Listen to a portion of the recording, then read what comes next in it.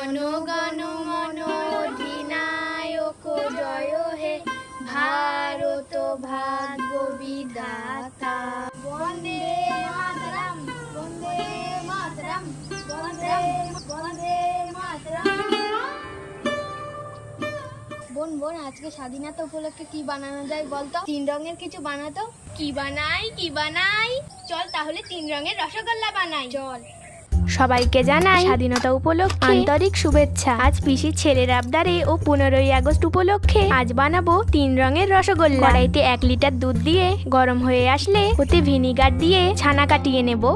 তারপর একটা ছাঁকনি নিয়ে ওতে সুতির কাপড় বিছিয়ে ছানাটা ঠান্ডা জল দিয়ে ধুয়ে জল ঝরিয়ে নেব।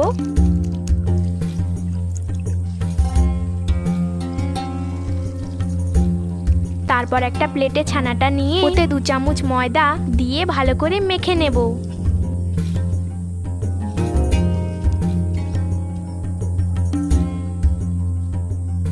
তারপর ছানাটাকে রসগোল্লার আকারে গড়ে নেব। তারপর কড়াই বসিয়ে ওতে জল দিয়ে জলটা গরম হয়ে আসলে এলাচ এবং চিনি দিয়ে চিনির শিরাটা বানিয়ে নেব।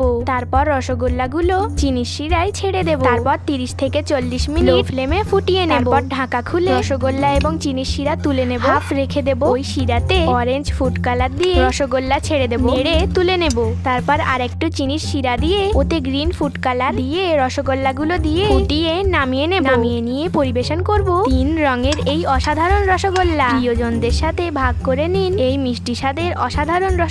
আমার ভিডিও ভালো লাগলে চ্যানেলটিকে সাবস্ক্রাইব, লাইক, কমেন্ট, শেয়ার করে পাশে থাকবেন। আজকের মতো এইটুকু। হয়ে গেছে, চলে আয়। এই নে, খেয়ে বল দেখি কেমন হয়েছে।